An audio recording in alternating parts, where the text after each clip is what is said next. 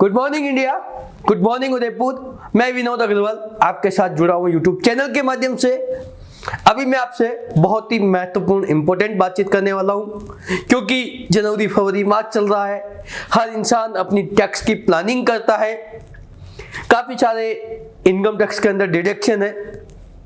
अभी जो मैं बातचीत करूंगा केवल 80D की बात कर रहा हूं। इनकम टैक्स के अंदर 80C के अलावा 80D सेक्शन भी है, जहां पे हेल्थ इंश्योरेंस के कवर पर आपको इनकम से डिडक्शन मिलता है। आप हेल्थ इंश्योरेंस खुद के लिए भी ले सकते हो और अपने डिपेंडेंट पेरेंट्स के लिए भी ले सकते हो। अगर आपकी एज बिलो 60 ईयर्स है तो आपको 25,000 रुपए तक के प्रीमियम की छूट मिलती है, और आपके पेरेंट्स की एज बिलो 60 है तो उनके प्रीमियम भी अगर आप पेड करते हो तो 25,000, और अगर उनकी एज अबाउट 30 है तो 25 की बजाय 30,000 का इनकम टैक्स में एडिशनल बेनिफिट है। जैसा कि आप सबको विदित है कि आज की डेट में हॉस्पिटलिटी का खर्चा बहुत ही एक्स्ट्राऑर्डिनरी वे से ग्रो हो रहा है, और आफ्टर कोविड और एक्सपोनेंशियल ग्रो हो गया है। और जब कभी भी परिवार का कोई भी इंसान हॉस्पिटल में एडमिट होता है तो हर इंसान अपना तन मन धन और सभी तरह के प्रयास लगाकर उसको सेव करने की कोशिश करते हैं, बेस्ट से बेस्ट ट्रीटमेंट देने की कोशिश करते हैं। और आने वाला और अभी जो समय चल रहा है इसमें हेल्थ इंश्योरेंस का बहुत ज्यादा बोलबाला है। तो एक हेल्थ इंश्योरेंस की पॉलिसी लेने से पहले आपको किन किन बिंदुओं पर ध्यान रखना चाहिए, क्या क्या मोस्ट इंपॉर्टेंट चीज है जो आपको ध्यान में रखनी चाहिए पॉलिसी खरीदने से पहले।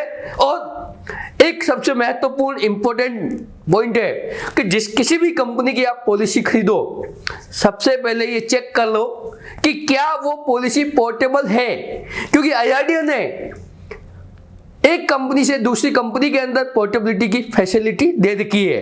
एग्जाम्पल के लिए XYZ कंपनी में आपने ऑलरेडी हेल्थ इंश्योरेंस पॉलिसी ले ली, क्या वो XYZ से ABCD कंपनी में विद कंटिन्यूटी बेनिफिट पोर्ट हो सकती है? ये एक मोस्ट इंपॉर्टेंट फीचर्स है, क्योंकि कभी कभी कुछ पॉलिसीज बाय मिस्टेकन या जल्दबाजी में या किसी रिलेशन के प्रेशर के अंदर पॉलिसी ले ली जाती है।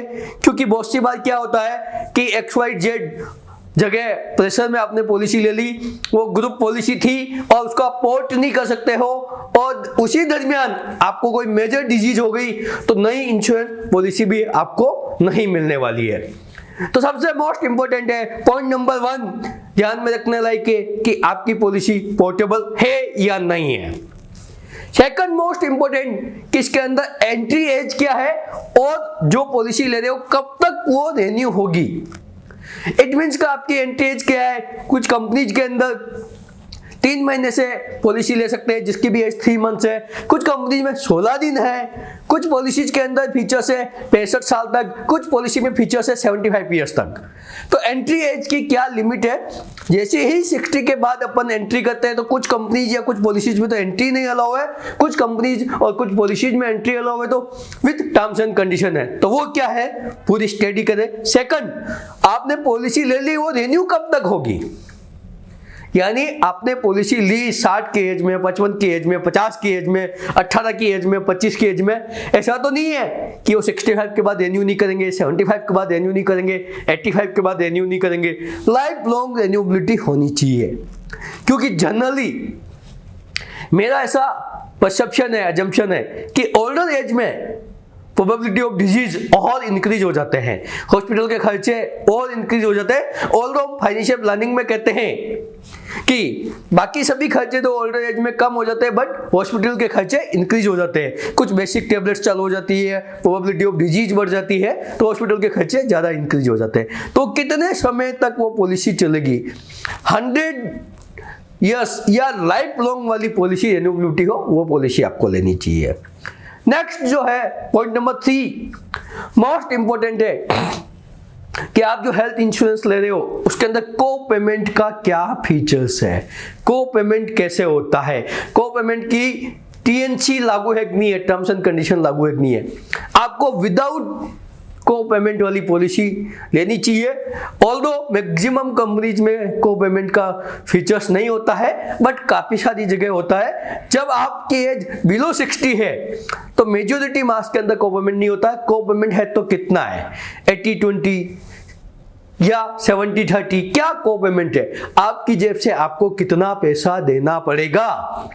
1 लाख रुपए का खर्चा हुआ तो 80-20 को पेमेंट है तो कंपनी 80% ही देने वाली है। को पेमेंट्स का क्या कंडीशन है, क्या रूल्स एंड रेगुलेशंस लागू होते हैं, वो आपको मोस्ट इंपोर्टेंट है और ध्यान में रखना चाहिए। पॉइंट नंबर 4 जो आपको मोस्ट इंपोर्टेंट है, ध्यान में रखना लायक है कि नो क्लेम बोनस क्या है। इस पे आपने पॉलिसी ली, पूरे साल भर कोई क्लेम नहीं आया, इट इज गुड, तो उसके अगेंस्ट में आपको कंपनी क्या एडवांटेज दे रही है। पहला एडवांटेज हो सकता है कि आपका सम एश्योर्ड इंक्रीज हो जाए। दूसरा एडवांटेज हो सकता है कि आपका प्रीमियम कम लगे। नो क्लेम बोनस की फैसिलिटी है नहीं है, आपको मेजॉरिटी पे फोकस करना है कि प्रीमियम कम हो नहीं हो, मोस्ट इंपोर्टेंट नहीं है, बट आपका सम एश्योर्ड इंक्रीज हो, क्योंकि समय के अकॉर्डिंग बीमारियों के खर्चे बढ़ रहे हैं तो एनसीबी भी आपके बेड टाइम में काम आ पाए। पॉइंट नंबर 4 जो आपको ध्यान में रखने लायक है, most important most valuable point है कि आपका अगर नो क्लेम बोनस रहा है तो आपको कंपनी रेगुलर बेसिस पे रूटीन बॉडी चेकअप की फैसिलिटी देती है या नहीं देती है। देती है तो कितने अमाउंट तक का बॉडी चेकअप देती है, 1000, 2000, 5000, कितने अमाउंट का बॉडी चेकअप आपको फैसिलिटी देती है। क्योंकि जब आप रूटीन बॉडी चेकअप किसी कंपनी के द्वारा फ्री ऑफ कॉस्ट दिया जाता है तो आप डेफिनेटली उस बॉडी चेकअप का यूटिलाइजेशन करते हैं, और आपकी बॉडी में कोई डिसऑर्डर है तो आपको पता लग जाता है और आप सेफ्टी सिक्योरिटी के साथ आगे का जीवन यापन अपनी दिनचर्या स्टार्ट कर देते हैं, जिससे होने वाली बीमारी से आप बच सकते हैं। तो रूटीन बॉडी चेकअप अवेलेबल है या नहीं है। पॉइंट नंबर 5 मोस्ट इंपोर्टेंट है कि प्री एग्जिस्टिंग डिजीज के लिए क्या टर्म्स एंड कंडीशंस है। मेजॉरिटी कंपनीज के अंदर कुछ बीमारियां 1 साल 2 साल कवर नहीं होती है, कुछ बीमारियां जो पुरानी डिजीज है 2 साल तक कवर नहीं होती है। एक क्लेमेंट के रूप में पुरानी डिजीज उसे कहते हैं जो ऑलरेडी डायग्नोस हो चुकी है, जिसके लिए आप किसी न किसी डॉक्टर को ऑलरेडी दिखा चुके हो और कोई ट्रीटमेंट ले चुके हो, उस बीमारी का नाम आपको पता है, उसके लिए कोई ट्रीटमेंट चल रहा है, कोई गोली टेबलेट चल रही है, प्री एग्जिस्टिंग डिजीज उसे कहते हैं। और प्री स्पेसिफाइड डिजीज उसे कहते हैं कि पॉलिसी लेने के समय ही कुछ 10, 12, 15, 20 depend on the company to company आपको डिजीज बता दी जाती है कि लाइक मोतियाबिंद, पाइल्स, पथरी, slip disc, knee replacement, varicose vein, ladies के अंदर uterus remover, ENT related issues, बहुत kind of stone, kidney stone, gall stone, कि हम 1 साल या 2 साल तक कवर नहीं करेंगे। तो इसके बारे में भी आपको पूर्ण जानकारी लेनी चाहिए। पॉइंट नंबर 6 बहुत ही मोस्ट इंपोर्टेंट एंड वैल्यूएबल है हेल्थ इंश्योरेंस के अंदर, कि आप जो पॉलिसी ले रहे हो ऐसा तो नहीं है कि विद इन राजस्थान कवर है, विद इन टेरिटरी कवर है। आपकी पॉलिसी ऑल ओवर इंडिया में कवर होनी चाहिए, क्योंकि काफी सारे लोगों को मैंने अभी देखा है, सुना है कि मैंने तो XYZ RGSS ले रखा है, मैंने तो XYZ पॉलिसी ले रखी है। हर पॉलिसी अच्छी है जब भी रेगुलेटरी ने उसको परमिशन दी और मार्केट में चल रही है, बट आपके लिए वो पॉलिसी सूट करेगी या नहीं करेगी। जैसे कि मैं आपको बताता हूँ, I am belongs to Udaipur, और उदयपुर का हर वासी जो उदयपुर में निवास करता है अगर वो सक्षम है तो बुखार आने पर भी अहमदाबाद चला जाता है। तो पता लगा कि उसने ऐसी पॉलिसी ले रखी जो with in Rajasthan he cover है, तो रतनपुर बॉर्डर के आगे जैसे ही उसकी गाड़ी क्रॉस करेगी वो पॉलिसी डिसेबल हो जाएगी, उसके लिए वर्थवाइल नहीं रहेगी। तो आपकी पॉलिसी ऐसी होनी चाहिए जो पूरे इंडिया में कवर हो। पॉइंट नंबर 6 जो मोस्ट इंपोर्टेंट है, पॉइंट नंबर 7 और 6 मोस्ट इंपोर्टेंट है कि भी आपने जो पॉलिसी ली है क्या वो पॉलिसी कैशलेस फैसिलिटी प्रोवाइड करती है।